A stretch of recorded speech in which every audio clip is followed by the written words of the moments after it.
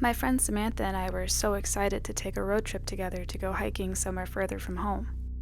We'd been talking about it since we graduated college a few years back and finally found the time. Well, she always made the time. It was mainly me that had trouble balancing work with everything else. Looking back now, I wish I'd spent more of this trip focusing on Sam, the scenery, and being present in the moment. I wish I'd been a better friend. Sam was the most excited for our trip. The week before we left, she was texting me about restaurants in the area, stuff to do, and she made a Spotify playlist with both of our favorites so we could listen to 7 hours worth of an eclectic mix of classic rock, pop, and black metal, and was marking trailheads we might enjoy on her Google Maps app. I felt bad for putting the trip off for so long. We got to catch up, explore, try cool food. We had a great trip, up until our final hike. We're both in decent shape, and since we had the supplies and plenty of daylight, we decided we were going to try a longer, unpaved trail that went around this beautiful lake. It was the last hike of our trip, and we decided to take a more difficult and less crowded trail. Initially, it was a wonderful hike. The water was such a surreal shade of blue, and the pine trees and rolling hills were breathtaking. The air was thinner than we were used to, but so refreshing. As we hiked around one bend, I almost ran right into Sam's back.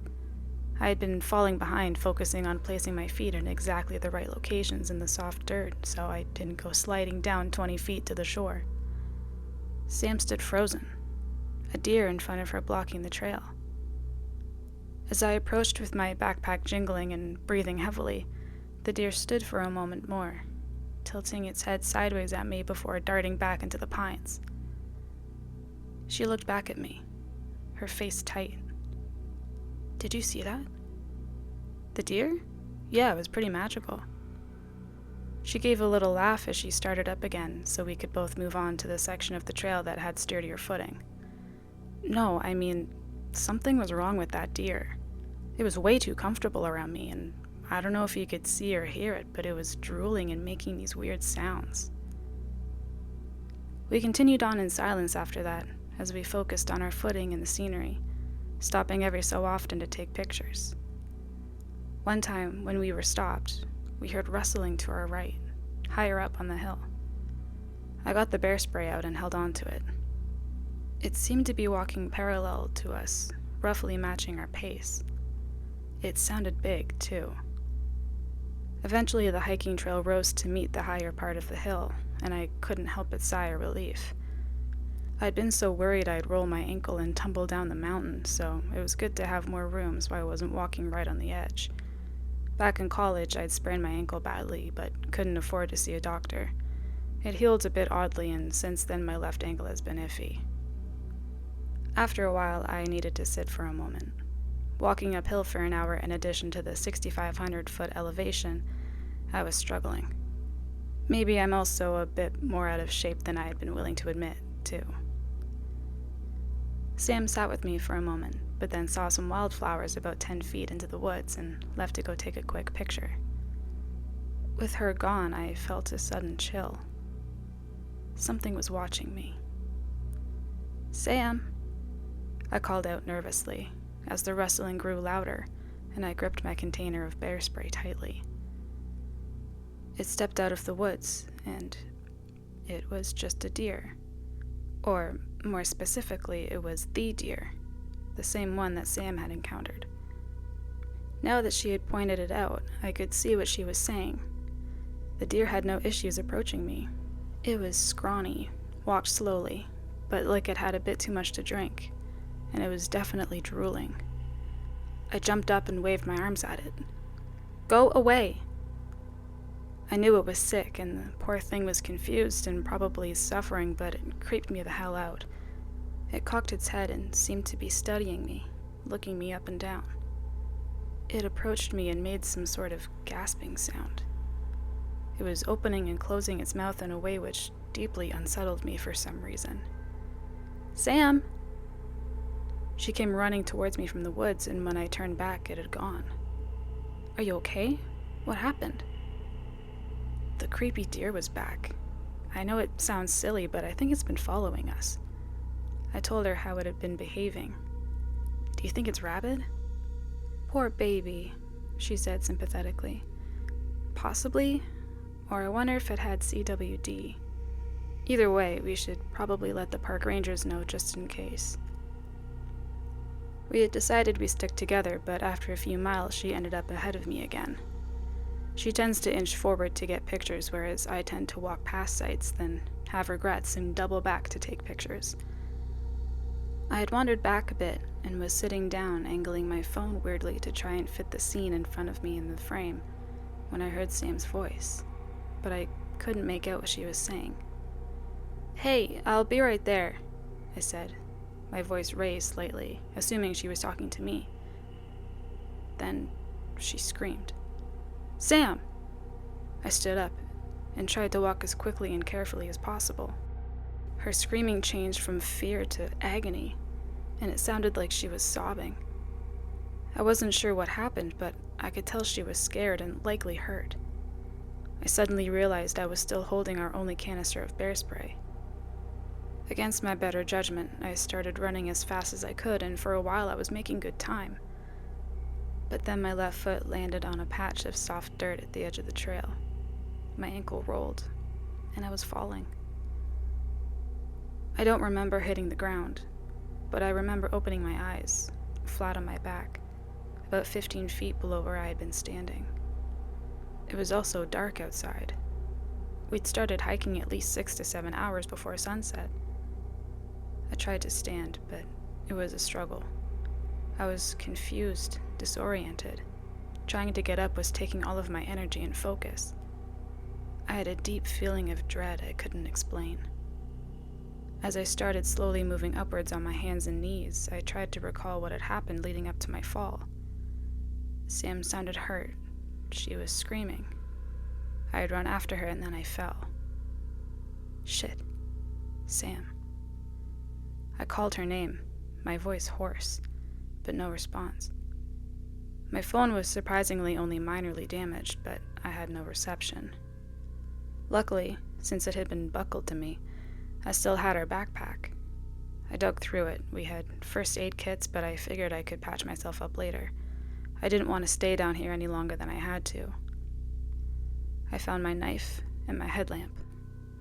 After about 20 minutes, I had slowly and painfully ascended back towards where I'd fallen from. My hands were raw, and I could feel my right knee bleeding through my pants. I was trying to go slowly since I trusted my feet even less now, and dizziness was starting to creep in, but panic and fear drove me forward. Once I made it back to the trail, I had to sit for a moment.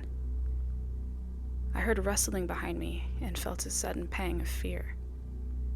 Something or someone had injured Sam, and here I was sitting alone, injured, with my back to the woods, in the dark. I tried calling her name, in case it was her that I heard, but no response. I stood up and started limping as quickly as possible towards the direction that I had last heard her scream. Luckily, the ground had evened out because I could feel myself weaving unsteadily. I knew that something terrible may have happened to her, but kept trying to keep that thought out of my mind. As my calls to her remained unanswered and it became harder to imagine a scenario in which she was okay, I felt my throat tighten and tears roll down my cheeks.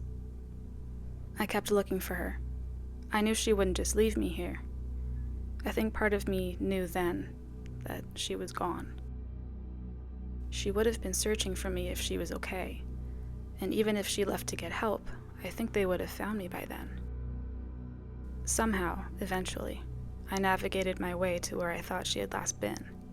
I was hoping maybe if she was injured, she was okay and just out of it and confused like I was. My foot caught in the mud and I fell. Lights flashed behind my eyelids and I felt overcome with nausea. The light from my headlamp had greatly dimmed, as it was now coated in mud and grime. I heard movement behind me. As the smell hit me, I realized the mud was dirt mixed with blood. I could taste it, mixed with the gritty texture. Leaves covered with what was likely blood stuck to my face, and I felt something soft and wet under my shoulder. The rustling behind me became discernible as footsteps. I felt around for my knife, my bear spray, but instead felt something hard, sticky. I was certain I had just found out what happened to Sam, and had a good guess at what was about to happen next to me. I felt no urge to get up as the footsteps got closer. I knew I couldn't outrun it. I closed my eyes trying to focus on something, anything else, not knowing if I wanted to see what was coming for me. The footsteps stopped, and I could hear labored breathing coming from above me. I waited, and then as no blows came, I opened my eyes. It was Sam. She stood over me, breathing heavily from her mouth. She was covered in blood. Her shirt and pants were torn, but she was alive. I let out a relieved sob and then could no longer hold back the tears. "Oh my God," I whispered, as I slowly moved to sitting and then standing. "I thought I'd lost you." I pulled her close to me into a hug. She stood motionless, her arms at her side. She stuck to me where her shirt was still a bit wet. Dried blood covered the neck of her shirt and her midsection. Her hands and, unsettlingly, her mouth were also smeared with blood. I could still hear her breathing heavily close to my ear. "What happened?" I asked as I released her. She stared at me, but didn't respond. I figured she was a bit traumatized. Frankly, I wasn't sure how she was up and standing at all after what had happened. She was a bit wobbly, but otherwise seemed to be able to walk. As we walked towards the car, she fell behind me, which made me nervous as I didn't want to let her out of my sight. She kept stopping, staring over her shoulder, while I tried to coax her forward. Eventually, after what felt like forever, we made it back. My ankle was killing me, but I had tried to move as fast as possible. Although the woods were eerily silent, I wanted to get out of there as fast as possible. When we got to her car, I was debating if we should drive ourselves to the hospital or call 911. I had this feeling of terror that I couldn't shake. I pictured us making it all the way here to the car and then something breaking the windows, attacking us. I decided we needed to leave now. "Do you have your keys? Do you think you can drive?" I asked. She had an old Jeep pickup and was very sensitive about other people driving her baby. Plus, I wasn't sure I could drive us with my ankle as it was. She said nothing, cocked her head at me. "I know, we look like we've been mauled by a bear." I caught myself and winced, feeling suddenly insensitive. She clearly had been attacked by something or someone. When she said nothing, displayed no emotion or reaction, I cautiously continued. "But I have a bad feeling. I think we need to leave, like, right now. I'd rather call for help when we're back on the main road or just drive straight to the hospital." She remained motionless, staring back into the woods, and I wondered if she lost her keys in whatever struggle she had. Luckily, I had her spare with me.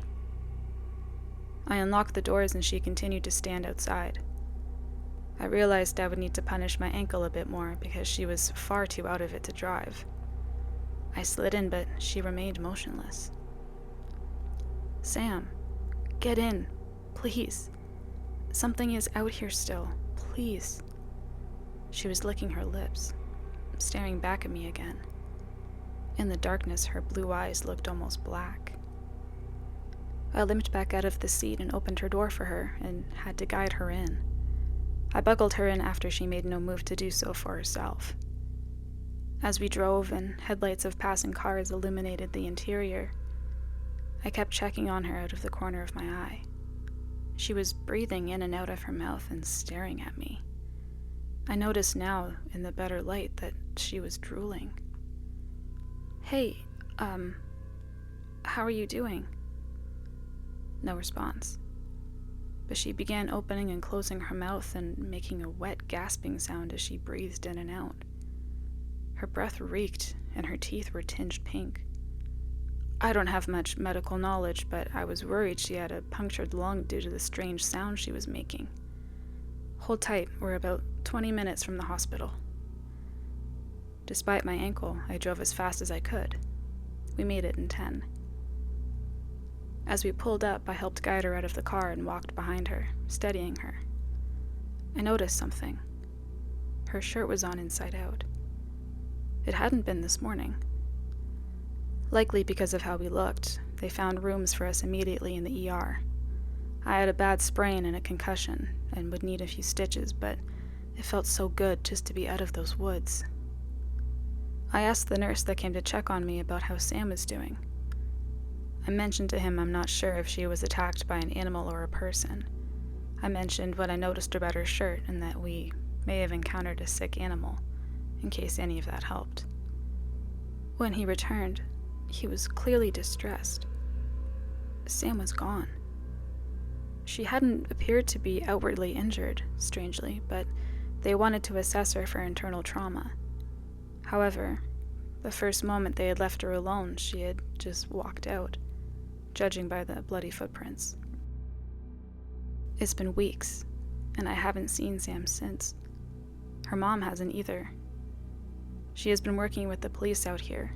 They think Sam has a head wound and is just confused and will turn up in town eventually.